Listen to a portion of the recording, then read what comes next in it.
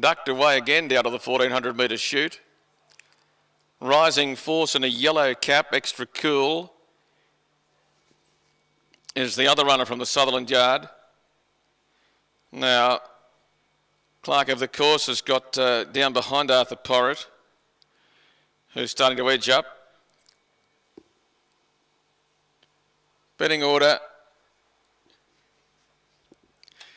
Andrew, welcome back to Wagga Wagga. Arthur Porritt's been a little uncharacteristically out of the line. He's been down the back near the 1400 metre chute. There he is on screen now. That's Arthur.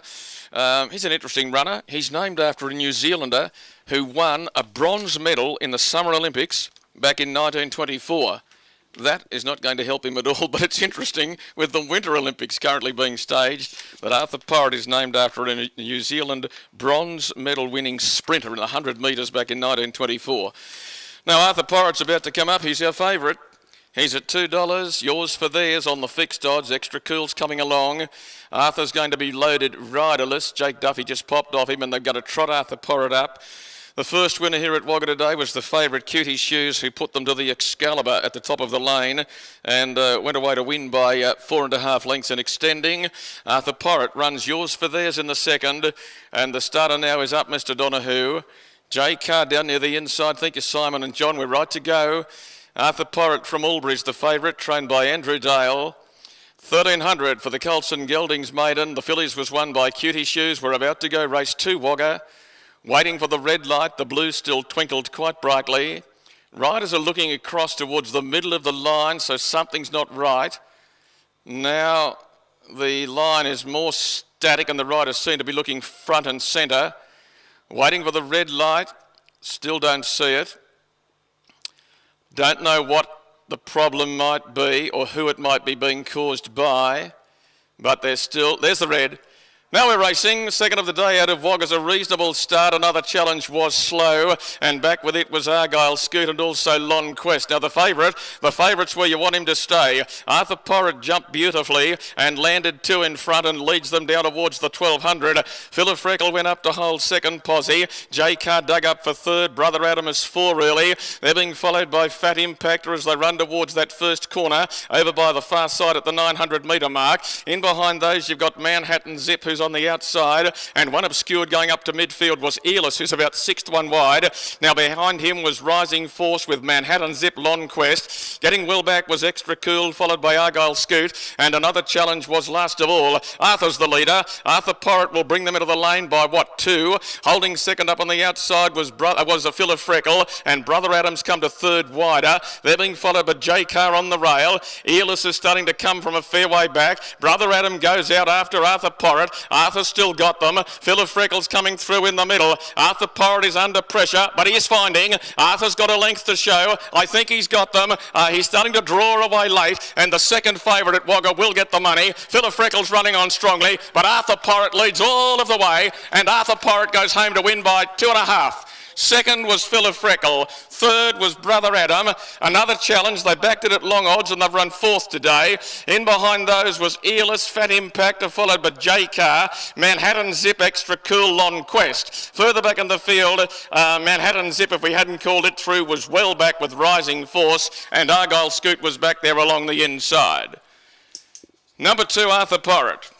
I can tell you that he's named after a New Zealander who won a bronze medal at the 1924 Summer Olympics.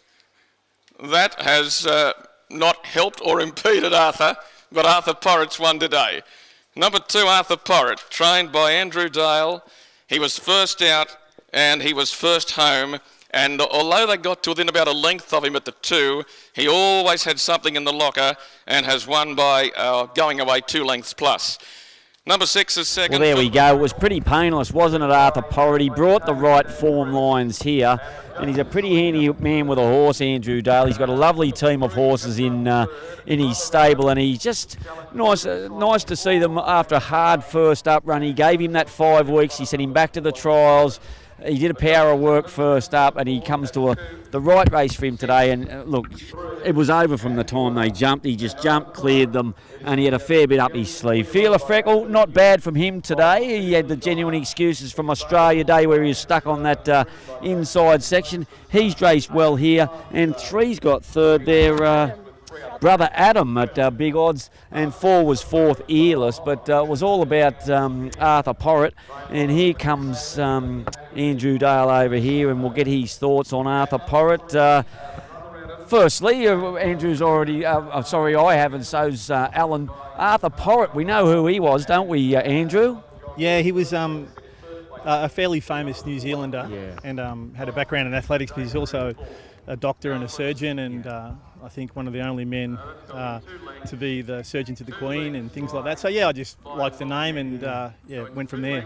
You've had a bit of luck with this breed, Andrew, these Bachelor Dukes, and you gave him the time off after the first run. It, obviously, from the wide gate, it took a bit out of him. Yeah, it did, and we went in on the back of his residual fitness last prep, and I probably erred in the fact that I didn't trial him or jump him the previous prep, and I think he looked the winner on the turn, and just condition gave way. But I thought he might have been fit enough to get away with it, John. Yeah, absolutely, but he did have the work. Those outside gates at Albury are a bit tough, but mate, today you found a race with not the same depth. Yeah, I think that's the key. But like, he went to the line, ears pricked, still with plenty to learn, and with a nice future, John. Yeah. And look, mate, he's a former New Zealander, this horse as well. Yeah, he's by Bachelor Duke, the same as Lawton Joseph, and they're a breed that get underneath the radar a bit. Not a very expensive breed, and I think with time they become better horses, John. We're having a bit of luck with him, mate, and I think he'll win again with him. Well done. Thanks, John. There he is, Andrew Dale. Jake Duffy, take us through that, mate. He jumped straight to the front, and that was it. Yeah, he's shown a lot of improvement every time he steps out, this horse, and from where he was when he first came over to Australia to where he is now, he's gotten a lot better, but he's still got a lot of improvement there. So I think, like you say, his asset is probably that he jumps and puts himself in a spot. But if he could just switch off that little bit more in the run, I think he'd be a nice miler. So it'd just be sort of, it's probably hard because I've drawn the outside gates and had to stir him up a little bit coming out just to make sure that he crosses them. But hopefully when he draws the gates, you see a more settled side of him and he finishes off even better. And mate, look, he looked to do that with a bit up his sleeve as well. You're in front a long way from home. They can take their eyes off the prize a little bit. Yeah, he can lose concentration bits, mainly while we've got the blinkers on him. But this prep he seems to have been a lot better. And I know the other horses aren't no superstars, but the way he did it from an outside gate, I'm pretty confident that he'll be able to go on to better things. Mate, he gets a lot of confidence out of that. Well done. All right, thanks very much. There he is, Jake Duffy, and the favourite punters on pretty good terms. Joanna, that's the first 2 home. Absolutely, a very nice win by him. I know there are a few shares available for him as well not that long ago on Facebook and the like, but I dare say they would have been snatched up now. The overall time at 1:18.22 there. No 600 with the rail out, but 2 lengths up his sleeve. A long neck separated second and third. Punters right on top here. 2 beats 6, 3 and 4. Quick break. We've got Gosford coming up. Thank you.